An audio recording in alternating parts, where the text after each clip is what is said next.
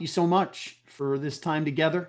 God, we can't believe it's almost the end of another year, and we're grateful for how you've worked so far and your faithfulness. That doesn't mean it's always been easy, but you've always been with us, and we're just grateful for that. I pray that as we begin to think through the last part of the year and giving people an opportunity to partner with us in great ways and give to move your mission forward and build your kingdom. Give us clarity and direction on how to do that. Speak to us today through Heather and just highlight the things today that you want us to hear specifically for where our different organizations are on the journey. And so we just commit this time to you in Jesus' name. Amen. Amen. Amen. Amen. Yeah, thank you, Jonathan. Thank you so much, Hillary, for your support and making this kind of training happen here with Mentor 9. It's interesting, Jonathan, that what you were thinking is what I was thinking. And so I'm guessing it might be what other people were thinking is tomorrow is October 1st, Q4 starts. So the good news is great things happen in Q4. So I hope that you're enjoying that. Years tend to whiz by the older we get, months whiz by, but here we are sitting at the beginning of Q4, which is really a perfect time to invest your energy and your thinking and planning your Q4 year-end goals for fundraising. So that's what we're going to do today. Let's get started. There's going to be this is kind of the overview of where I see us going today. We're going to look really at how the one powerful step of setting a year-end fundraising goal can help shape your entire year-end strategy. And it can help you and your team get motivated, inspired. That's significant is, that alignment with your team. How do we build really meaningful partnerships with our donors that help us do something that is significant and impacting in the world? And Christ-centered, accomplishing what does it look like to build the kingdom together? So we're going to walk through how do we look at your why in your fundraising goal. We're going to look at some of the stats for year end and why are we focusing on this? I mean, I remember when I first was talking to Jonathan about this topic, and he's like, can you really focus an entire session on just the goal? And I said, I don't know why that just comes up into my mind, but I've talked with so many people about thinking through year end. Sometimes it can be so overwhelming, but when you craft a year end goal that's spirit-led, strategic, and motivating, it's almost like the rest of the dominoes fall in place much clearer. So we're going to talk about those stats and why this is important. We'll look at donor interests. Probably one of the most important things is really understanding your donors and how is it that the thing that you're thinking you're going to raise money for, how much you're going to raise, how does it connect to what your donors are really demonstrated they're concerned about, they're interested in, and they want to do more of? We're going to clarify that need then after we've looked at all those factors and then talk about your SMART goal with a little plus extra on that. And then we'll wrap it up looking at some of the roadblocks, some of the things that might keep us from moving forward in an effective way. So just, as we start, I wanted to give you an opportunity just to reflect today because, there's a number of folks that signed up for this. Those of you that are here, really appreciate you being here today. We know that whoever watches this, I just want to ask one question. Why is this important for you in your organization right at this time? Why is it important that you're here today? Why are you watching this? What would you want to happen if you were able to set a God-honoring, inspiring goal that's going to lead you into year-end fundraising in with, kind of that lift, the next step, lift in moving forward? What would that look like? What would happen? And maybe even another question is what would not happen if you don't invest the time to thoughtfully, intentionally, prayerfully set a goal today or sometime in the near future? So just giving you an opportunity to really anticipate for yourself, what does that look like? What would you want to get out of today? Why is this important this day for you? Why did you give your time for it? So if something's coming up in your mind, maybe that's going to direct some of your questions. As Jonathan said, don't hesitate, put questions in, don't be shy, put them into the chat if you have some questions, or if you have some additional thoughts. Something might come up and you might have a brilliant thought that it would be good to share with everyone. So here we go. Let's start with this. Your year-end campaign needs more than just a goal. It needs a why. So, what's your why? And when we think about your why, I'm talking about what's your mission. When you look at your organization, you go, we have a mission statement. What is your mission? And your mission should be really about what Hillary mentioned is what are you called to do? Why did God create, think up, generate, stir your heart or stir your founder's heart to start that ministry and organization that you're in? It's about people. It's about a need that is real in the world. It's about what kind of impact can we make and how do we build the kingdom? So what is that thing that is weighing on your heart in this season? Maybe there is a desperate need that is so right in front of you, you're thinking about it often. Another way to think about it is, if you had an extra $100,000, where would it make the greatest impact? So think about that thing that is really compelling you right now in your ministry work. Maybe it's something like for some folks that I've talked with not that long ago. What about if you could make spring break camp accessible for every foster kid in your program? Maybe that's the compelling thing you feel is so critical, it's going to make a significant impact in those lives. Or how about if you want to fund your work to expand into new locations next year and maybe be able to reach new areas of Arizona, new areas of the world, but expansion might be that thing that you feel compelled by God that is really critical.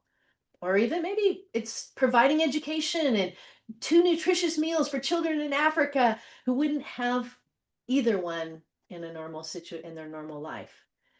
Depending upon who you are and what your organization's doing, it could even be building a new facility for families and children with disabilities to receive education or medical care or just support that doesn't exist anywhere else in your community. So that compelling thing that you see as really what do we need to do? What is the desperate need around us? I was talking with the leader this past month about this, and we were just talking about fundraising and year-end goals and all of that. And her demeanor when we talked about her why just completely shifted from that sense of kind of a weighted, I gotta do this, to very enlightened, excited, and hopeful of what really needs to be done and why it needs to be done. So when we talk about fundraising and year-end goals, it has to connect to the heart, to what's in our heart, what's in God's heart, and in what's in the heart of our donors and people right around us. So your why is so central because it drives what you're going to do and where you're going to be focused.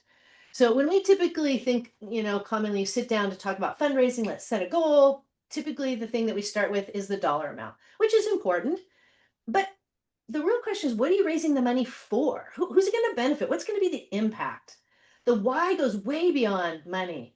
And it's really far more important that it's about the impact than about the dollar or even the specific thing. What is that you're raising money for going to do in the context of the mission that you have? So the goal is really, if it's focused on money, if it comes across at all, like this is all about money and just raising money, I can guarantee your campaign is really going to feel pretty transactional because that's what donors are going to hear. You want money. But when you start talking about people and need and impact, this is where your why isn't just compelling to you, but it becomes compelling to others. And that's what year end fundraising gives people an opportunity to focus on. So, just a couple of ideas around this. Year-end fundraising, it isn't really about chasing dollars. I mean, there's a lot of people doing year-end fundraising. Every organization, for good reason, is out there giving invitations, putting information out there. But this is about inviting others to be a part of achieving your mission, what you're doing, what God's called you to do.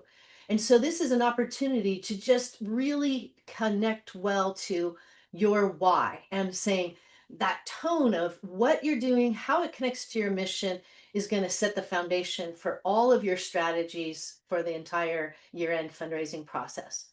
So one significant function of a fundraising goal is the ability to guide every decision about your nonprofit fundraising effort in this last 3 months, and particularly in the last month. So our goal really needs to become like a roadmap for the organization that gives direction to what we're going to talk about, what we want to do, what is pressing, but something that's going to inspire action and build trust because it is very closely aligned to what your donors and your volunteers, your board, even your staff, what they really believe in about why you exist.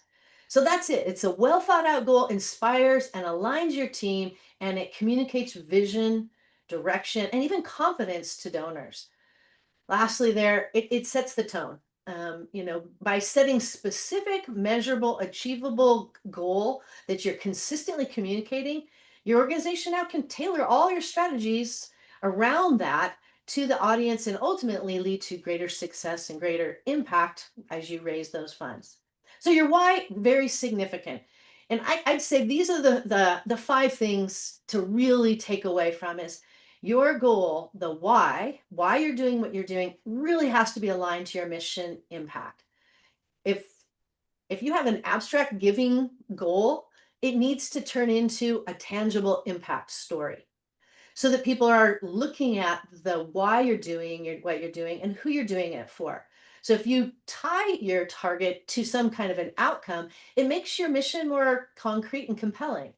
It cuts through a lot of the noise that goes out to people in this time of year, and it captures the attention of people who care about the same kind of things that you care about and the impact that you and your organization are making.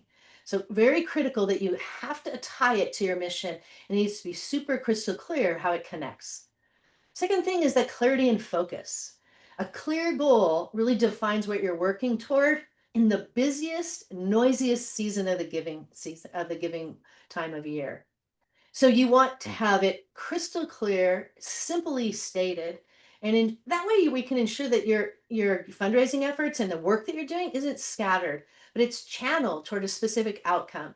That is one of the things that helps give donors confidence is that they know what you want to do, how you want to do it, what's going to impact, and it helps board, staff, volunteers all stay rallied around that common target.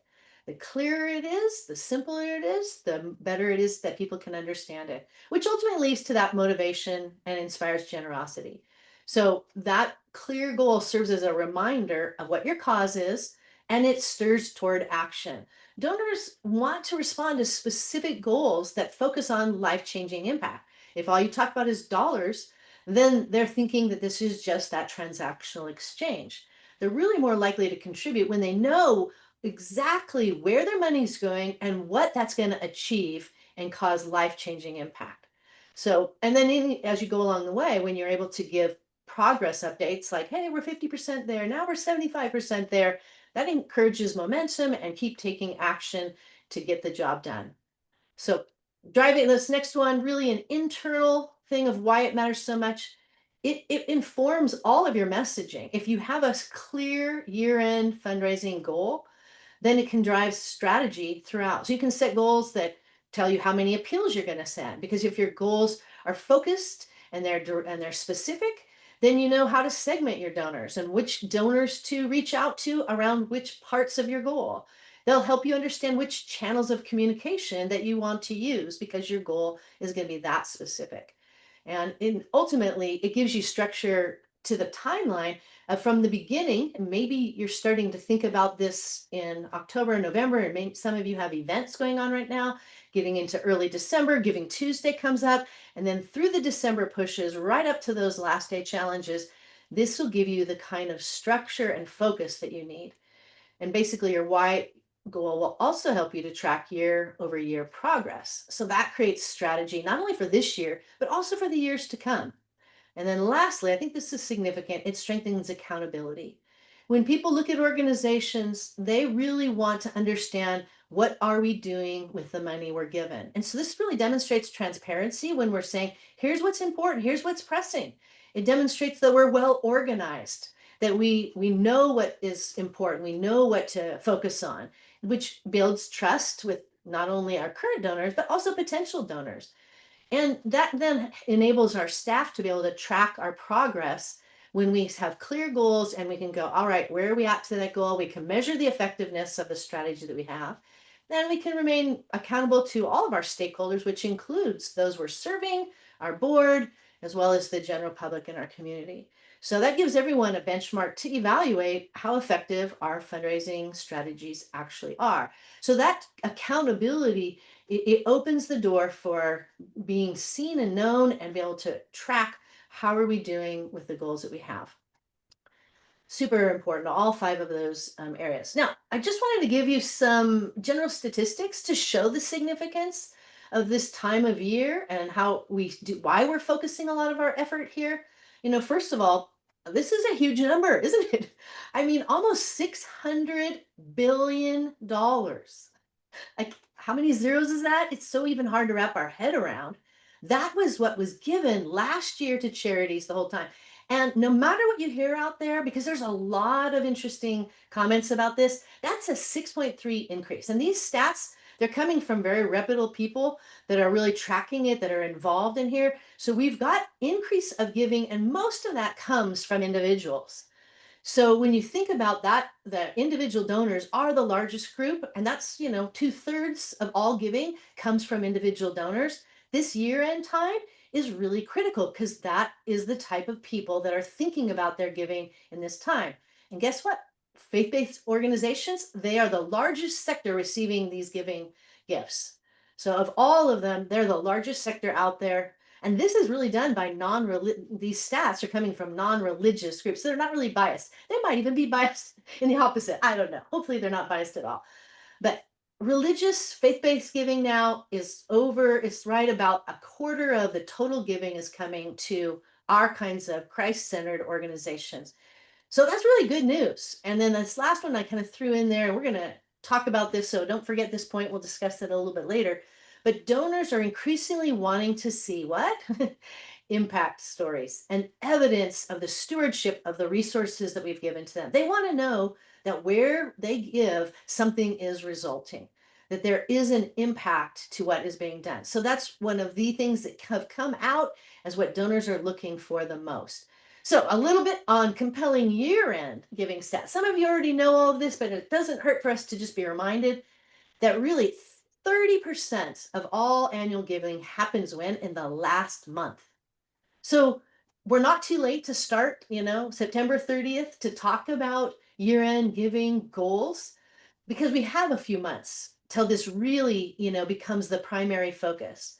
There's a lot that can be done between now and then, but this is a huge chunk. If a third of all giving happens in that last month, and then 12% of all annual giving happens in the last 3 days. So I'm hoping that this is starting to, if you haven't thought about this already, the big questions of why are right there. Why? What's going on? Why do we do that? And I think it's not, people aren't just giving for tax deductions. They're giving because at the end of the year, they're thinking about how can I make a difference? They're wrapping up their year, they're thinking about all God has given to them, and they're looking for places to be able to invest. And particularly as Christians, in God honoring kingdom work that's making a difference in our world. So a lot's happening. And then I thought this was very inspiring to consider that quarter 4 typically jumps to over 20%. It's that little approximation sign 21. How do you approximate 21? Maybe approximately 21.35. But it's a little over 20% increase over quarter 3. So we know that as we leave quarter 3 and we jump into quarter 4, there is more giving happening, and it's pretty significant. And then in this last one, in quarter 4, more people are solicited when a higher percentage respond when asked. I like that word, when asked. They don't just do it, without being asked. That's an important part of that. That's why I highlight it. 40% of donors said they respond generously when asked to give. So that's up from quarter 3, a little over 10%. So that spike in generosity in quarter 4 suggests that when donors are actually being more open, but they're actually looking for organizations to ask, for organizations to put in front of them what is most compelling for us. What's the need? What's the thing we feel is really necessary that we can get done if we work together to do that? So they're looking for meaningful, God honoring, mission driven work that's going to create an impact that they can invest in. So when an organization makes a clear ask, and I don't just mean emails, I'm talking asking in every way possible. Individual asks, pick up the phone asks. It could be following up with people. Really, generosity tends to follow that. And the correlation they made, according to this last bullet point, strong correlation between being asked and giving, being asked and giving. So some of us say, how much is too much? We know there's a lot of noise in quarter four, but the reality is people are looking to be asked. That's kind of encouraging. If you are afraid, just realize people are saying they really want you to ask them and to make it clear of what it is you want to do. So, what's the conclusion? I love this. People are more generous in the last month of the year, last quarter of the year, but then you ramp it up in the last month of the year. This is totally true. So, how does that shape your goal setting? What does that mean to you? Just be thinking about that in light of the context that you're in, is that people are more generous in that last month of the year. So, how do you connect with them to show them what your thoughts are? So, what we're going to do is talk about donor interest.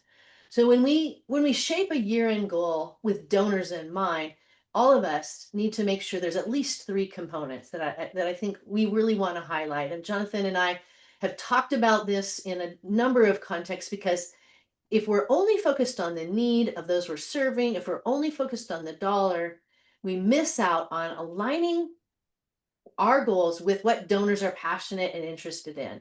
And we can pay attention to what they're interested in by where people have given to throughout the year. We can look up and use some of the data that's there to identify that. We're also going to look at how it's framed around impact, because that's what donors look. Remember, we said that a little bit ago. And whole thing is rooted in how do we steward our relationships? So we need to consider our donor interest in these three areas. So the first one, mission alignment. Really, your donors believe in your mission. That's why they're your donors. They care about the same thing you care about, and you have communicated what you're doing, and they believe in it. So, as you're thinking about your goal, what are some of the things that you're doing that are most clearly, that really help most clearly connect your donors to your mission and that ultimate vision of why God has you doing what you're doing in the world? Another way to think of it is, what types of projects are easy for your donors to understand, and they're critical to fund, and they demonstrate significant impact. So if you're thinking about your mission alignment, you want your donors to be able to know you're not just asking them to give to some need or just give money at the end of the year because it's a good time to give. They want to give to causes that resonate with their values, their faith, their passion, what they feel convicted needs to get done in the world, which is why your mission, why you exist, and what you're doing in there. So ask yourself, what aspect of our mission inspires our donors most? What is it that captures their attention? When have we heard donors respond and just go, that's it? And how can you frame your goal so that it connects right to the core of the donor's heart, to their desire to make an eternal and tangible impact in the world? That's what we want to think about. So think about mission alignment when you're thinking about your goal. Donors also want to see that their gift accomplishes something, which it's not just about how much you raise, but it's about the good that will happen as a result. Remember, they love impact stories. We talked about that. That was in that stat. They really want to know what you've done so far. How has it made an impact in the world? And so highlighting some things through that have happened this year, helping people see what has been done, and then showing them what that next need is, what is next most important, most critical to do. They want to know their giving is making a difference, and that you as an organization, as a ministry, are stewarding their gifts wisely to make the greatest impact possible. So, this is an example. Instead of saying, hey, we want to raise $250,000 at the last quarter of the year in our year-end fundraising, shape your goal around what is the need, what's the outcome, and the impact of what will happen once we do this. So here's an example. Let's say you said we want to provide 500 families with housing this next year by raising $250,000. Because families with stable housing, will increase healthy childhood development. That'll increase them intellectually, emotionally, and spiritually, and it'll also increase the likelihood of maintaining a two-parent family by 300%. So it's not just about the money, it's not just about housing, but what happens in a family if they have stable housing this next year. 500 families, and that's the result. They have healthy childhood development in all these areas of their life, and the likelihood of parents staying together is increased by 300%. That sounds compelling. So think about the impact. not just the dollar and not just the what. That kind of clarity is going to give your donors confidence. It'll help them feel like they're partners in something that's making a real kingdom difference, and they're not just check writers. That's probably the one pain point that I think most donors feel year end is there's a massive grab for the money that's out there. And if we can move away from that transactional mindset to what we're doing and why we're doing it and how it makes an impact, that's what donors are looking for.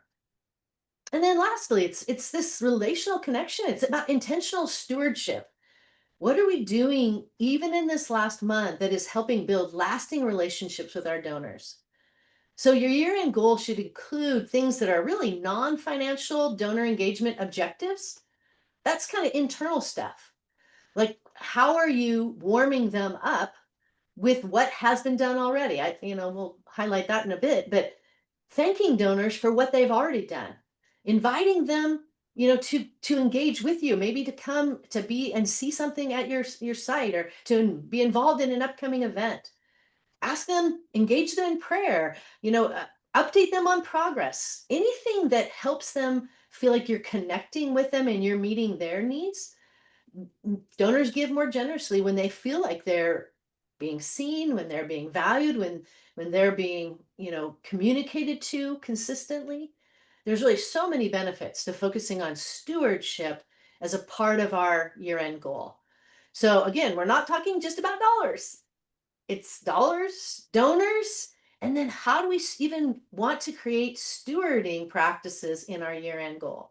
Stewardship of partners, that's building long-term trust. And I'm telling you, longevity matters. And if you don't believe me, Jonathan and I are doing another session.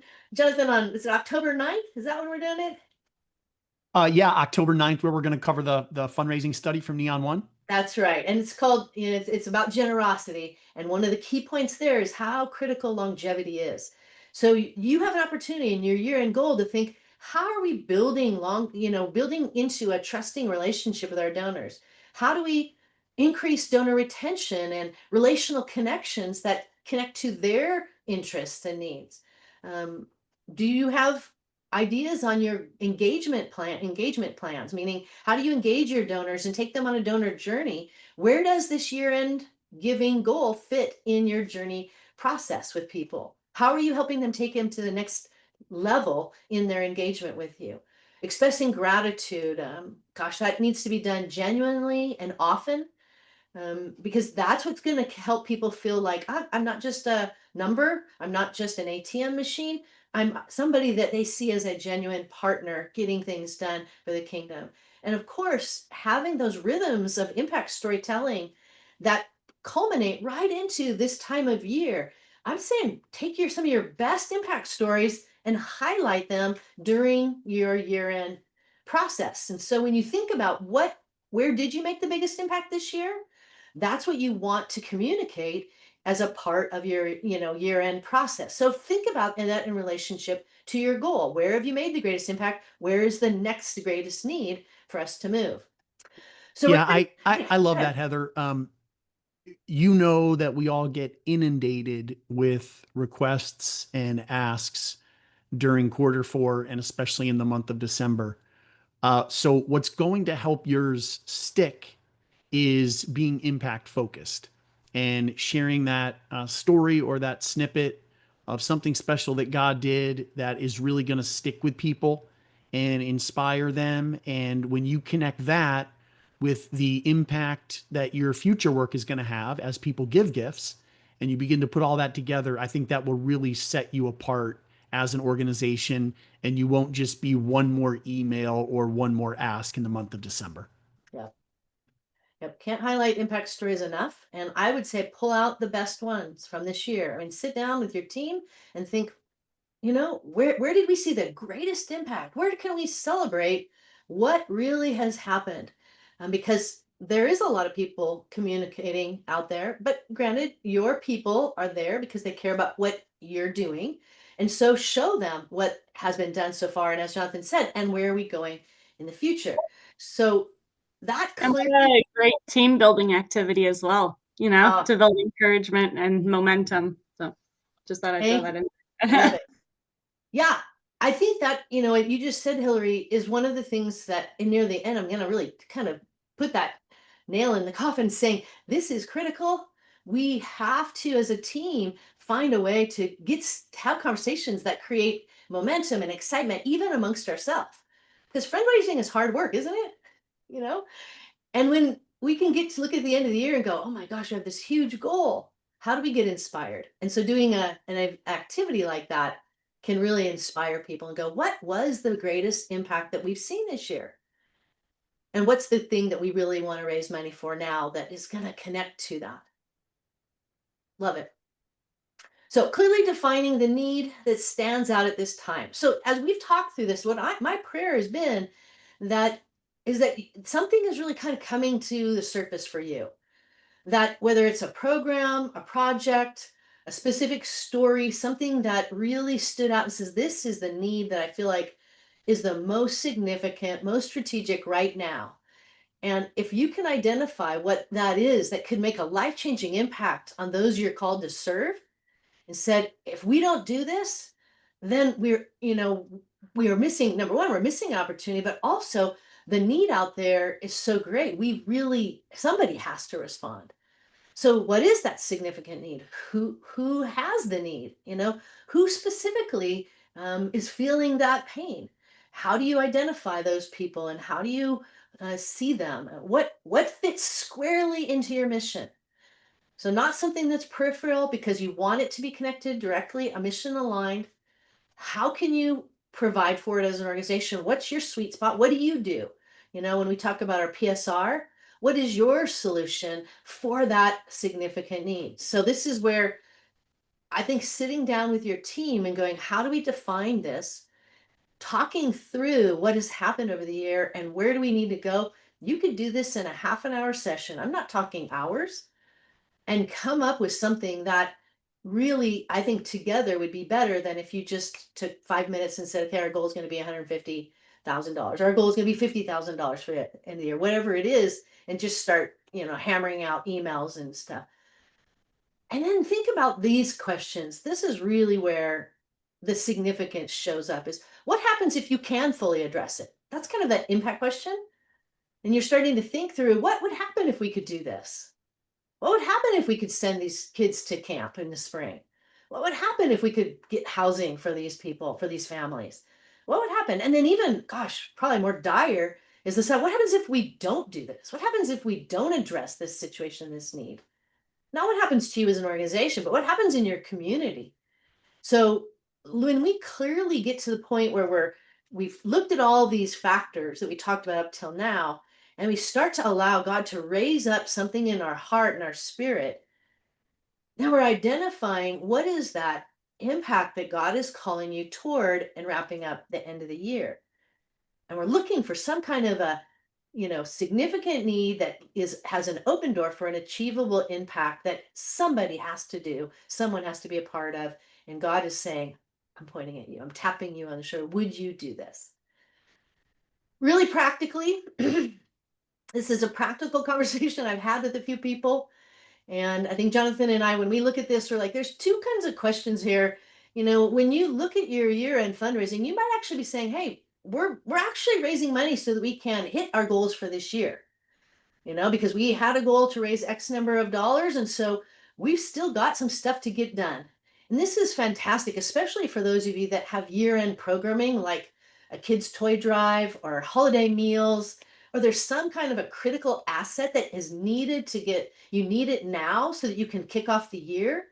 So when you're thinking about your year-end goal, you have to think, okay, are we really trying to get something done right now at the end of the year? Or are we actually going, all right, we've raised money, and now we're thinking about, let's raise money for what we're going to do next year. And this isn't necessarily an either or, but this is a question to wrestle with yourself and with your team, saying, what are we focused on here? And do we want to talk about the great activities we're doing next year and what we want to do? Are we talking about something that we want to get done right now before the end of the year, which is going to help us raise those funds? So in some ways, what we're also looking at is another kind of two factors here is there a targeted program or project that you're saying, really, we need to get funded? So if you said, we really need to get a new van because we want to get the kids to camp, and yet this year we need to have a van available to, because we're expanding our numbers, would you help us get it done? That's very tangible, and it's something you can get done this year. Or maybe it's something you need to have done for next year that's around a project or a program. And you're saying, we're expanding. We're going to go into 3 new locations next year, but we're raising the money now so we can start to do that for next year. So, the top and the bottom are different thoughts, different factors to consider, but they really do affect the way that you message. Or are you looking for general funds? Because sometimes at the end of the year, we're saying what we do is so critical, so needed in the world, that we want to raise money for all of the awesome programming that we're going to be doing next year, because it's going to include this, this, this, and this, and this is the impact when we do. So when we do what we do, it has this huge impact in our community. So you have to really think about these 4 different factors. Is it this year focused? Is it next year focused? How do you want to message that? And also just kind of throw another piece into this, is this could actually be something you might modify with different donor types. So if you go out there and you have some general messaging, or if you have, let's say you have a year-end a fundraising event, you might target this year a particular targeted program you want to get done. But your goal is this larger goal, you could target a portion of that is in any one of these combinations of categories, or with a major donor asks. Because sometimes major donors, you have different kinds of focused asks for different types of donors. So these 4 different quadrants can help you thinking through with your different campaigns that might be a part of your year end, your different donor types. How do we want to go out making the ask that is around this main thing that we're trying to do? Typically we say it's really helpful to have a common message in Q3 to go, what are we trying to do? But there is times when it's appropriate to have a major giver ask that is unique, because they're passionate about specific things. But that's a different training topic that we're not going to talk about as major donors. But just to say, when you're thinking about your goals, there are donor types that you can be even more specific to, and you can use them in a variety of ways in your fundraising efforts. Jonathan, just right before we jump into this section here around really nailing down our goal and what does that look like, any thoughts or extra comments or questions coming up? No questions, quiet group today. So I think we're good, but feel free to put comments, questions, thoughts in there, and we'll keep the conversation going for sure. Yeah, and what I'm praying and what I've been praying, and Jonathan and I were talking about this even last week, I think it was, or 2 weeks ago, was it really is individual for each of you. And my prayer has been, God, would you just stir hearts even as we're talking to highlight some things? So, if you get that kind of an aha moment and you go, I know what my why is, feel free to share it, dump it, throw your thoughts into the chat box, inspire other with your why or your goals that you want to share with others, or even ask a question about how to really focus it as we jump into this section. One consideration as you're looking at really defining your goal is to look at some of the data of what happened last year. What did you do? Assess what happened, your goals for last year. What were the outcome of the process? What was the outcome of what you did with the money, and what did it accomplish last year? Because that's something that can also inspire people. So if you take a little bit of time to say what worked, what didn't, and do we want to highlight the success and what God did last year to really create some donor confidence, to celebrate it, to, kind of magnify it, to give that context. That's helpful for some people that have been long-term donors. And then based on what your needs are for this year, this is a tricky question. Do you want your dollar goals, your donor goals to be higher, to be the same, or to be lower? Some of you might think, what? Why would you make them lower? Well, to be really honest, this is, I think, where we're different than the rest of the world. It's very American to think up to the right is the right idea, always growing year after year. But if God has put something on your heart that has a very specific need and a goal that's lower, actually that kind of gives people some confidence that you're not just out there looking for money more, with that mindset of more. But staying true to where God is calling you to, what you're called to raise money for, what the impact will be. Is it the same as last year? Is it something that'll actually take less money than last year? This kind of goes against that grain of thinking, there's only a zero sum pie and we got to get our biggest share. But what our goal is to follow God. Whatever He's leading you toward, fund that. And so I think it takes a lot of courage to really say, what is He calling us to? And actually, this year we're going to decrease our goal. And I've seen actually a couple of organizations do that because they knew exactly what it would take to hit that goal. And I think that was refreshing for donors. They thought, okay, they're not always just looking to grow. Sometimes the boards are looking for that, but we can have a really important conversation with our board when it comes to why are we having the goal that we have for the year end. I think it sets us apart from the rest of the world. So, components of a strong year end goal, we've said it multiple times. It's mission aligned. It's rooted in the calling in which you exist to solve the problems that God has called you and your organization to solve. We want it to be casting vision of from moving from just what's the need to what's the impact and how is that impact going to change our world. We definitely want the year end goal to be donor centric, so it's around what it is that donors care about, what they've been responding to, what they want to partner with us to do more of. We want our teams to be inspired and energized. So it's that team activity of sitting down and saying, what is that? Where have we seen the greatest impact? And what do we need to do next? And being stewardship focused. So this is relational. How do we build and strengthen the relationships with our partners, even and really at this end of the year when people really want to make a difference? And then lastly, but definitely not least, inspired in prayer. So take all that we've talked about, all that we've discussed in our teams today as we're thinking about this and just bring it before the Lord. God, he sees everything that we're doing. He sees the needs. He knows so much more than we do. I think I've learned as I've gotten older that it really is true. God's ways are not my ways. His ways are better than mine. And so when we go to God and we bring our thoughts and our ideas and we surrender them to Him, it really gives us an advantage in what we're trying to do.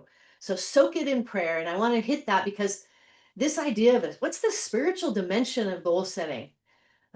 This idea of how do we commit our year-end goals to honor God? What does that look like? And following His leading direction, praying for direction and wisdom. And I love this, surrendering our own thoughts. I kind of said that in the last slide, but I know we all can get excited about our own thoughts, but taking them together with our team, and I think this is also inspiring, and just having a time of prayer with our team and learning together, how do we listen to God together? How do we trust God? How do we sense God's direction and leading? And we align ourselves to His intentions and His ways, sometimes even if it doesn't make sense to us. And that's where we've seen, God He doesn't just meet us then when we surrender our ideas to Him. He typically multiplies it beyond our wildest dreams. Not that I've seen that over and over. We're right in the middle of our microgrant programming, and every year we are amazed how God shows up and does beyond, not just multiplication. We've seen exponential numbers happening that people are shocked about. We just had a group that did that. They said, hey, we never thought we could do this. And God just blew it out of the water and 5 times bigger than we thought it was going to happen. And He gave us these ideas. So then as a group, we just talk about, we assess where God's leading us, and we learn together, and we see what resources we have, and we commit to following His guidance and not just kind of falling into that American mindset of, let's get more. So that's what's going to give us that perspective. And if we correct our perspective this way versus saying, hey, go big or go home, and we align with God, we have yet to see what God has in mind for us. So this is just a beautiful way to think of it. Love this Proverbs 16:3. When we commit to the Lord, whatever we do, doesn't mean He's going to do it our way, but He's going to establish our plans. So when we're taking what we think is the best idea and we commit it to God and we really truly want to follow Him and adjust, and eyes wide open, our minds are open, our hands open with all of our goals and plans. I'll tell you, that's the safest place to be. And when we follow him, that's when we can see him multiply the work of our hands and guide and direct us. And it's so fun to do. So here we, as we just dial this into the final pieces, we want to have goals that are both donor and dollar focused. So once we know what our why is, what the need is that we're raising money for, then we can start to really look at what's the dollar goal that we need to raise. And then, make sure that we consistently let our donors what they are. I think this is the number one request of donors is tell them your dollar goal. Don't hide it. It's just being upfront, being transparent, telling them what you need. And sometimes we feel shy about that, but donors want to know what it is that we need. When we are connecting it to the critical need that's going to make an impact, let them know and set them directly related to what your donors want to do. So set goals related to your donors to determine what donors are targeting and how you want them to participate. So, get them, give it to them, help them see it. When we talk about donor goals, we commonly don't really say, we don't always tell out publicly. We commonly talk about internally what our donor goals are. But if, there are times to say publicly, we're looking for 25 new monthly donors, join our Hope Family Heroes team, that gives them inspiration of what you want and who you want to involve. So it's not just about dollars, it's related to the donors and how many people you want. You can say this could be even in the midst of your major donors saying, our goal is to have 10 passionate partners help us raise $50,000 for a matching fund that's going to inspire giving in our final 3 days of the year. So you're telling your major donors, we're looking for 10 people. Are you one of them? So again, it's not just a dollar goal, but it's a donor goal. Or you might even say something like, tonight we're praying for 200 people to give $200, $500, $1,000 so that we can meet our goal of $125,000 by the end of the year, December 31st by midnight. So you can give them a dollar and a people goal. So deciding what that is internally, what do you want to see happen with your donors? Who do you want to be a part of this? How many people, and maybe even what type of donor and why? So this is one that, again, I highlighted a little bit ago, and that's what do you want to improve internally? What is your capacity to do it? I don't think you should focus on a lot of things, but if you have one or two primary goals, it says, what do you need to improve on in your donor communications? Maybe it's a system. Maybe it's your follow-up with new donor system, or maybe it's the follow-up and you want to adjust your auto thank you note that's there. What in your year-end goal do you want to accomplish to better your stewardship of these relationships? So we think about that. This is another opportunity to engage your team and say, let's talk about in the year end, what could we do? What's one or two things we could do to improve our year end stewardship effectiveness? So evaluate what you've done in the past. Where can we, spend some time? Identify your top one or two activities that you could focus on this year. Make some goals to strengthen that communication or see where this fits in their engagement process of their donor journey, or could be even your thank you practices. How do you show gratitude genuinely? How do you connect people to your appreciation for their partnership? And then lastly, they're determining specific responsibilities and expectations. So that's internal. Who does what? Who's responsible for what piece in that goal? So thinking about how are you going to do stewardship in your final goal? So really, we're looking at a few different things. Most of us have heard of SMART goals before. So when we talk about specific, we're saying, what's our why? What's the mission and the impact? How are we going to measure it? Is this really achievable? You want it to be achievable because you want to build success. Is it relevant? And this one here is all about impact. How is this going to make impact? So when we talk about relevancy and the SMART goals, you need to include that in your goal, time-bound, God-honoring, kingdom-focused as well. So setting a spirit, I love that last piece is plus the spirit-led idea of how do we honor God in this? Where is he guiding and leading us? How are we focused on what he wants us to be focused on in building his kingdom? So these are the pieces that I would look at every goal you set and make sure that they are smart and spirit-led in the kind of goals you want to set. So right in this example, just looking at some smart and spiritual goals instead of just saying, oh, look at that. We want to raise, that's a million 900. I meant to write 190,000, not a million. But if you want to say that, then you want to turn it around and say, okay, there's the right number. Raise 190,000 to provide clean water for 30 new communities, engage 200 current donors and 40 new donors, improve our social media posts and segmented emails, and thank all contributing partners in January. So you can see that goal is way more than just dollars. It's about what are we going to do? What's the impact of that? Who do we want to be a part? And how can we really grow our internal donor engagement and stewardship relationships? So that's where I'm talking about the go from a $50,000 goal. You can say we want to raise it to send 50 foster care teen boys to outdoor camp with their mentors, to engage the board and send a direct mailing to all 250 current donors, and send a special thank you postcard to everyone. That's a very specific, smart goal. And I'm assuming it's spirit-led and directed because our team talked it through and spent the time. So that's a shift. It's a shift from dollars to a whole lot more, making it smart and spirit-led.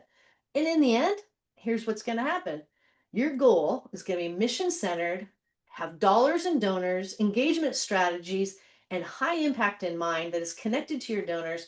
And through that process, when you go through that process with your team, it's what Hillary was saying is these are great team activities because your team, they align around it, they get inspired by it. And then maybe some of you are saying, Jonathan, Heather, we don't have time to do this kind of prep. I'm telling you, even though we're taking an hour to do this, we're not talking about investing 3 hours or 4 hours. This is dedicating maybe an hour, could take a 2-hour meeting, could take 2 1-hour meetings to really get your team aligned, thinking, dreaming together, praying together. That investment's going to pay off in far more than dollars. You're going to have more engaged, invested donors and greater impact because of the time you invested. So that kind of goal, you want to walk away, make sure your team is super clear. Who's involved in reaching this goal? What are their responsibilities? How do we communicate one clear, common message during our Q4 to hit our goal? Everything that I wrote in those goals before, that you don't communicate all that externally, but internally, you know your goal is much bigger than just dollars. This is the kind of clarity that's going to inspire teamwork and greatly, significantly increase your overall success in year-end fundraising. And it'll be fun. And I think that's that's what's going to be there. It's like it's going to be super fun. So finally, what is it? What are some of the major roadblocks? Planning your campaign last minute. What's the resolve to that? Start now. You've already done that. Congrats. You're here. You've started today. You've given some time dedicated to focus on this. Just keep doing that. You've got time to do that. You're not behind in any capacity. Approach your goal approaching it with a transactional mindset, meaning just focused on dollars. Major roadblock because it's going to come across. And donors really get turned off by that mindset of you just want my money. It's an exchange of wealth. I have money. You want me to give it to you. So get out of that mindset. It takes time to think through these things and shift our mindset to a kingdom mindset that says we have something we're called to do. We want to connect with people also called to do it, and then get excited about what it is and how we want to communicate what our plan is. Focusing only on dollars, not on donors, not on stewardship. That's a major roadblock connected to the top one. Forgetting the interest of your donors, not looking at your interests, not looking at what donors have been giving to, what they care about the most. Use your data because they're giving all year long and you can see what they're responding to. Consistent and confusing year-end messaging. Oh, Jonathan, how many times have we seen that? You can start more times than we can count. You start in October and you say, okay, we're going to have this event. We're going to raise this goal. And then in November, okay, we're going to do this. We're going to have that goal. And then in December, we have Giving Tuesday, and we have this goal and that thing. And then the end. And people are like, okay, what are we doing? Because they only read 2 out of 10 of your messages. So they totally get confused. So one of the most important things is once you understand your goal, be consistent. You can do multiple different campaigns to reach that goal, but have a consistent message so that people don't get confused. They hear the same thing And when you think about it, why are donors more generous this time of year? Because they want to make a difference. How do they pick who and what to give to? Because they care about your mission and they understand what you want from them. So they're looking for mission, impact, and clarity. And then the last thing, getting past the quantity of noise out there. If you're communicating mission alignment, you're communicating impact throughout the year, you're communicating with people that want to do what they care about the same thing you care about, you will get through that noise if you're talking about impact, if you're thanking them, if you're being genuine and you really are caring about them as as people to want to do what you're called to do as well. They'll hear you. You'll get past that noise because you're going to stand out. So those are some of those common roadblocks. And so Jonathan and I just said, what do we, from here, where do you go? Well, this is the beginning. Once you get a good, clear goal, it will shape everything. But start warming up your donors. Share your impact stories. Share that big one. What happened that you're so excited about? Determine the kind of campaigns that are going to allow you to meet your goal. Consider, do you want to use a matching fund? Kind of brought that up. That's a great idea. Does it fit? Can we talk to some of our major donors or our board members to do that, to inspire more giving? Craft your messaging. Decide what channels you're going to use. And check it out. There is on our website some resources. Both Jonathan and I have done past trainings that have been recorded on how to do the whole planning for year-end fundraising. So you can go there and see some of those recordings if you want to go, what's next once I have a really clear, God-honoring, smart, and spirit-led goal. So that Yes, takes us and to the I put 2 links in the chat connected with 2 classes that Heather and I have done, all about year-end giving, what your campaign should look like or your efforts should look like in the last 2 months of the year. So some really good stuff there. So we really encourage you to go back and revisit some of that. Jonathan's stuff is really, really good. Mine was the first. No, I'm kidding. Mine was the first one, and it didn't. We were all learning. No, we both learn, and we learn from you guys sharing your stories and from seeing what really does work. So we're excited about the things that we put together to share with you. And so yeah, do go see some of those. Questions, comments, inspiration. Did something jump out to you that is your area of impact, your program, or your thing that you want to focus on, your why of what you need to raise money for at the year end? Anyone put anything in there, Jonathan, in the chat? Today was a big day. We set a world record for the quietest group that we've ever had connected with an online class. So, Yeah. And I no, know not some of you. no, not too much in there. So, I would say just unmute yourself and fire away if you've got a question or something else you want to share. We've got 2 or 3 minutes before we close. I will just add to what Heather said by reminding you that Q4 is a great time to book coaching with us. So maybe you want to talk through some of this material, or maybe you set a year-end goal and now you want to talk a little bit about strategy. Feel free to reach out to us and we'd be happy to connect with you and talk more as well. But unmute yourself and fire away. Yeah, I would. If anyone has something's come up in your mind, I would love to hear it. You can inspire other people by what you're sensing or what you're thinking, or questions.